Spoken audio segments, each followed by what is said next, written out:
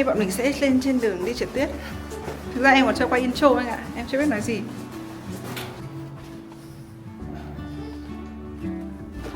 Alexander Antonio Sancho.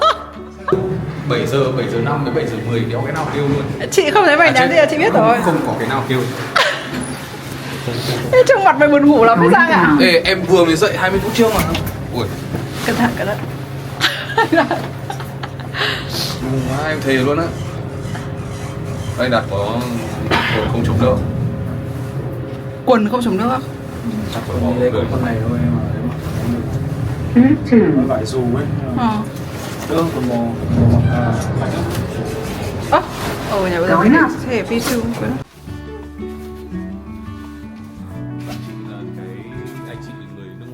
Không, anh chị và mày nói chuyện đấy. Mày hỏi kinh nghiệm ấy.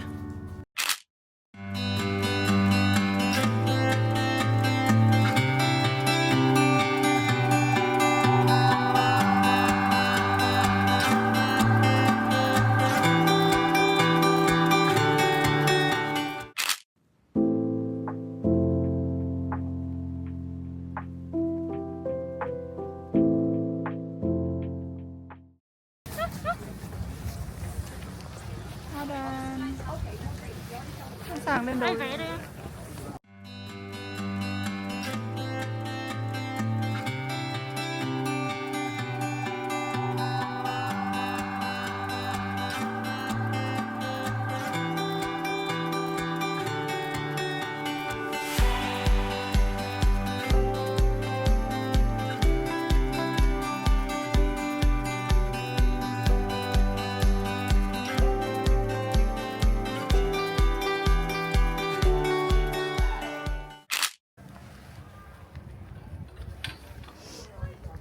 Chắc có cái camera làm góc nó rộng hơn ấy, ở trong túi nhưng mà thật sợ lắm.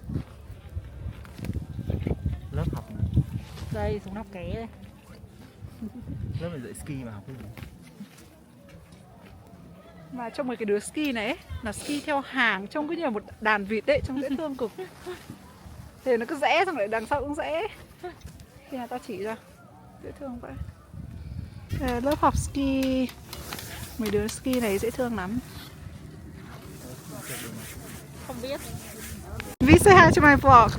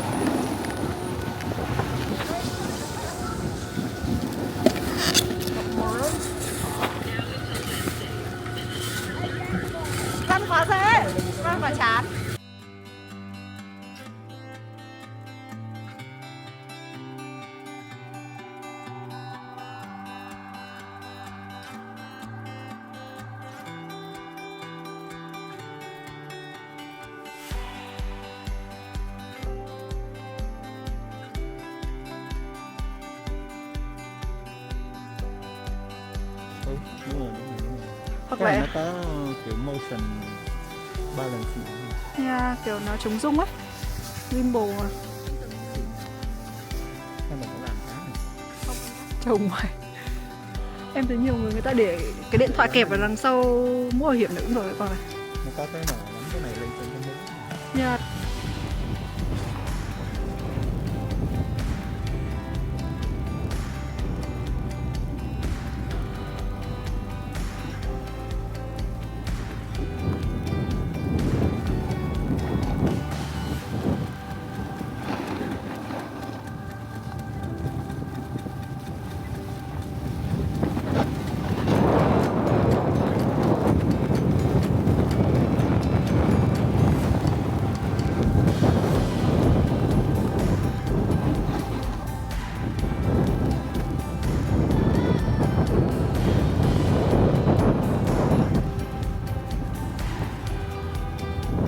Đấy đi thẳng được rồi, bởi vì không cần sót trơn hay gì đâu, đấy đi thẳng thôi.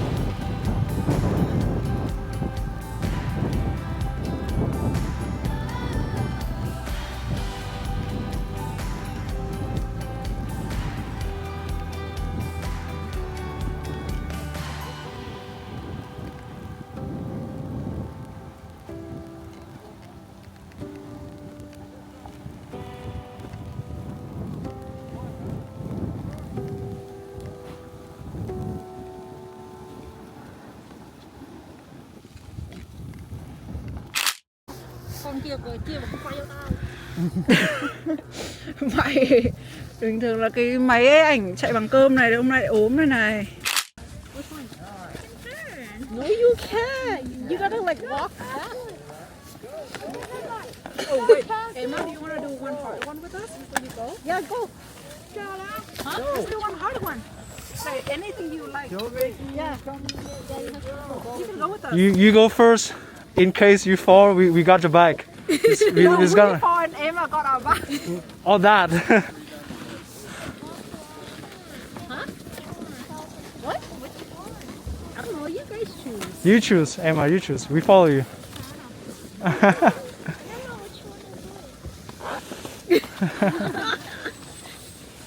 Have you guys I been to the think. black one? Yeah, I The think hard?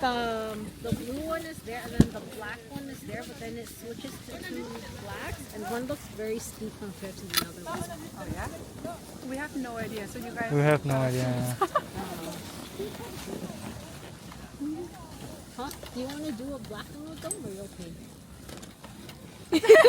Let's go then. Let's go then. Emma, you lead the way. We're just gonna be right you behind lead you. the way. So the one.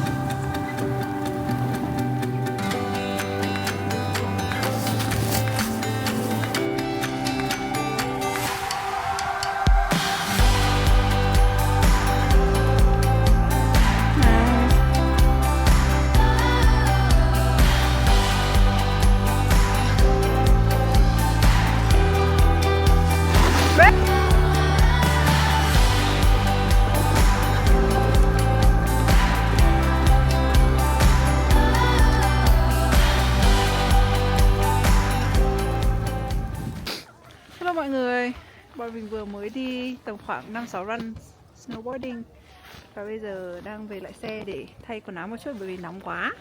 Anh Đạt mặc nhiều layer quá, còn mình thì cũng mặc nhiều layer nhưng mà mình thà nóng còn hơn. Và chúng ta sẽ catch up with đội còn lại để xem là các bạn còn lại đã tập đến đâu rồi. Hôm nay anh Đạt bị ốm nên là bọn mình trượt cũng không được hết sức lực lắm, nhưng mà rất là vui bởi vì là cái Snow Valley Resort này nó rất là đẹp ấy, và nó đẹp hơn nhiều so với những chỗ bọn mình đã từng đi. Bọn mình đã đi Blue Mountain này, Glen Eden này, Glen Eden kiểu quá chán luôn đấy.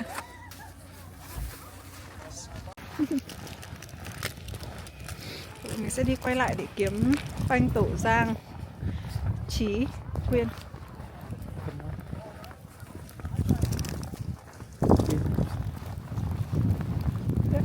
Tiếp qua. mọi người, chào mừng mọi người đã đến với vlog đầu tiên của mình. Giờ nói thật là mình còn chưa biết là kênh của mình sẽ đặt tên là gì cơ. Thế nên là đó, vlog đầu tiên thì tụi mình sẽ quay đi trượt tuyết. Hôm nay bọn mình đang đi trượt ở Snow Valley Resort. Đây là lần đầu tiên cả hai đứa bọn mình đi ở đây. Nhưng mà thấy chỗ này rất là đẹp luôn đấy. Rất là beginner friendly mà nó spacious, xong rồi mọi thứ đều organized. Nói chung là rất là duyệt.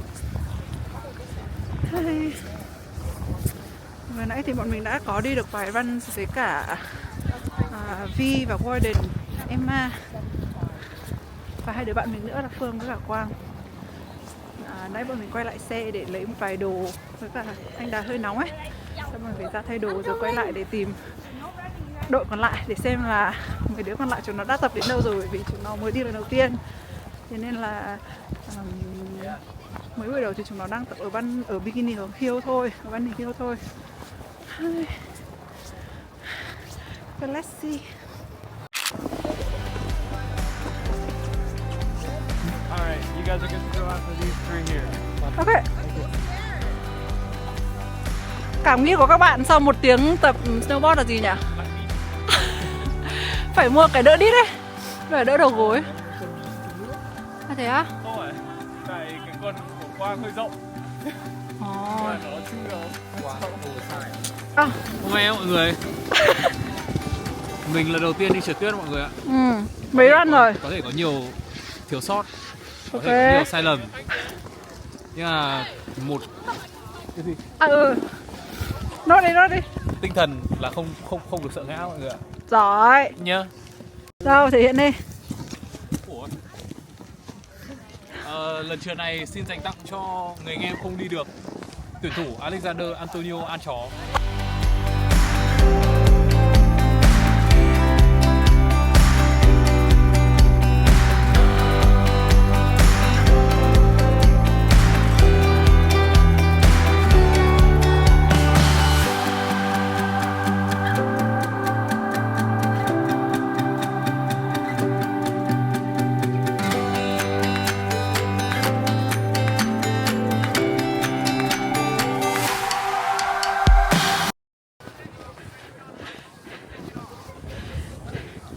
Em cười rằng giang quá, xong cuối cùng em ngã. Kinh 360 kinh lắm. 360 luôn à? Không phải vô tình đâu mọi người, mình cố tình ấy. Trick à? Chỉ mất 2 lần để học trick.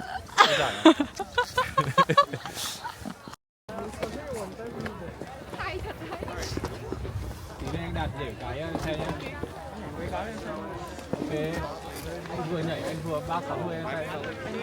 Anh 720 ok. Anh Đạt cái 360 em làm được rồi, để anh làm 720 cho em xem.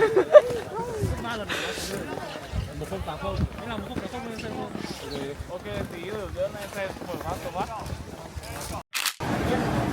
Just hot chocolate?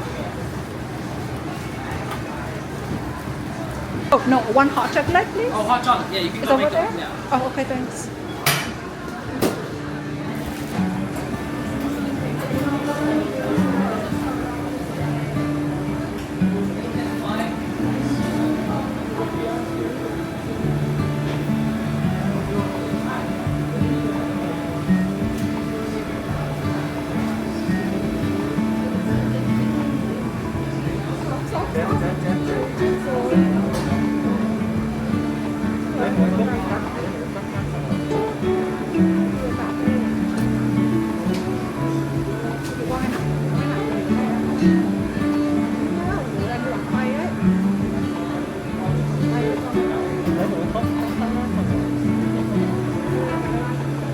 Tay em sợ anh lòng tay lắm ấy.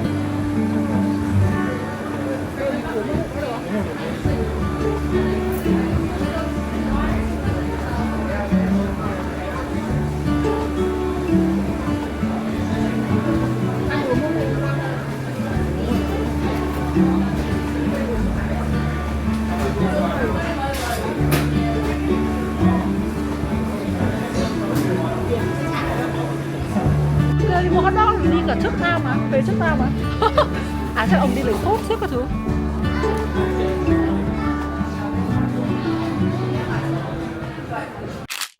Thế á, thế thôi em cũng không đi nữa đâu, anh không đi em chả đi đâu. Chắc không? Không đi thôi lần sau đi cũng được mà anh không sao đâu.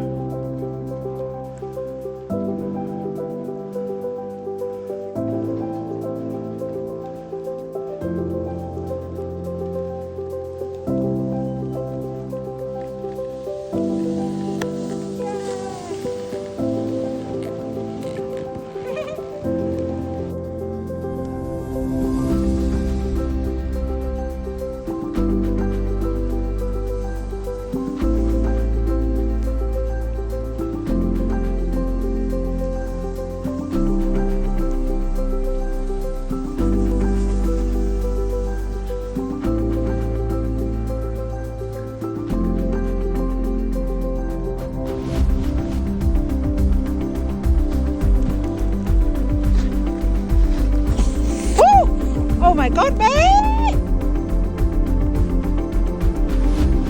How was your last one? Okay, good. Let's go.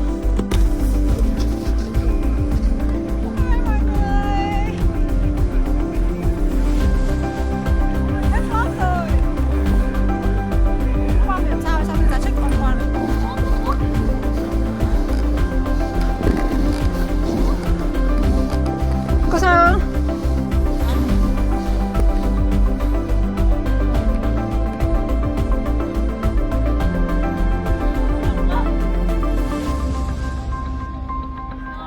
Nếu mà mọi người enjoy vlog của Harley thì Harley Hustle hãy follow Shopee ngay nha. Thank you mọi người. Follow không ý quyền ở fan kênh nha.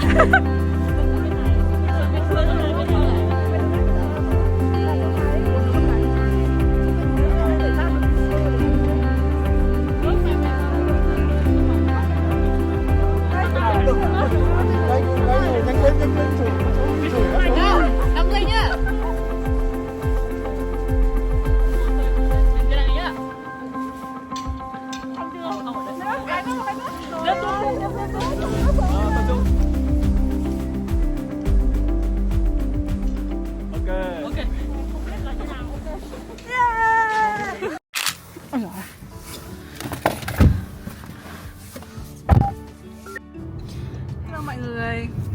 Hello cả nhà. Anh nữa. Anh này hôm nay hơi xìu một chút rồi anh này ốm anh thấy. Bọn mình đang trên đường đi trượt tuyết. Lần này là lần trượt tuyết đầu tiên của Giang Chó. Blue Mountain nha mọi người. Không phải. À không phải à? Thôi xin lỗi mọi người nhé. Snow Valley. Snow Valley nha mọi người. Giờ bọn mình đang trên đường đi mua Starbucks tại anh Đạt bị ốm. Anh đang chờ để vào. À, để em vào lấy cho.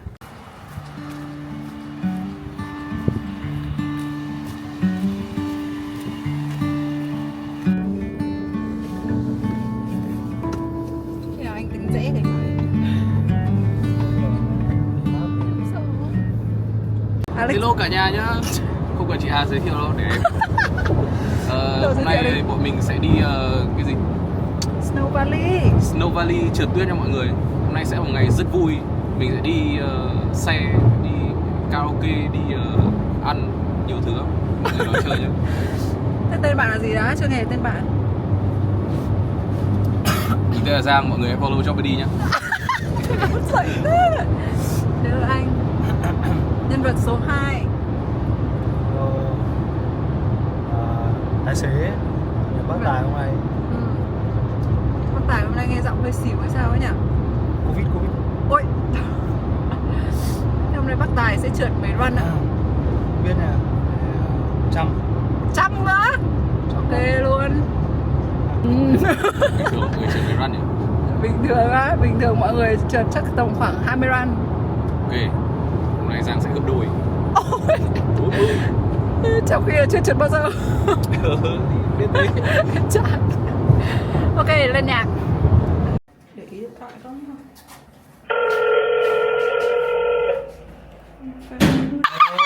muộn rồi, một cái đợi rồi chết rồi.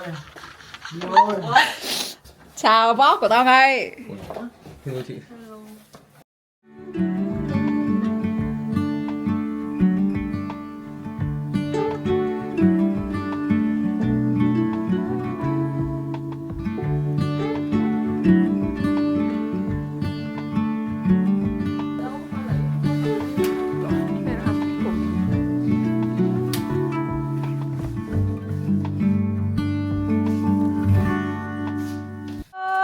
Tao đang gọi mày luôn đấy.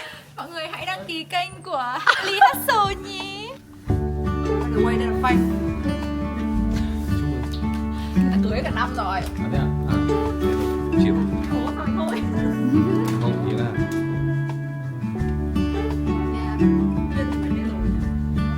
Ngày xưa Phương chơi một bộ với cả An, một bạn cấp 2. outfit này mà. À mình phải lời nhỉ. Outfit của mình. Chết. 5 chục Old Navy. 250 Đấy, nghìn. bán 30 chứ. 5 chục quần Đấy, tem bán 30 nữa. Ở đã 20 bán đô 50. 50. Anh cứ thế đi. Tem Còn phí nhập hàng nữa. 5 đồng. À, tổng outfit bao nhiêu? Tổng outfit Chắc 30 đô. 5 chục.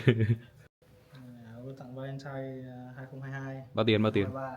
Không biết, tặng sao biết. 300 đô. Biết ai tặng chưa? Ai? Còn nó từng quay hông 50. Được. Đấy rồi. Đôi giày vào, anh cho xem đôi giày nữa. Quần giày này được tặng luôn sao? Chị quên walk through outfit đi em nào. Việt Nam. Quần Việt Nam, áo Uniqlo. Giày Giày đâu? tí Outfit đó. Áo Gucci collab với Puma phải không? 1.500. Same spring à? Yes. Hoodie. Moncler phải không? 2.000. Giày Agni Studio collab Bottega Veneta phải không? Vô giá. Alexander Antonio. Cổ chó.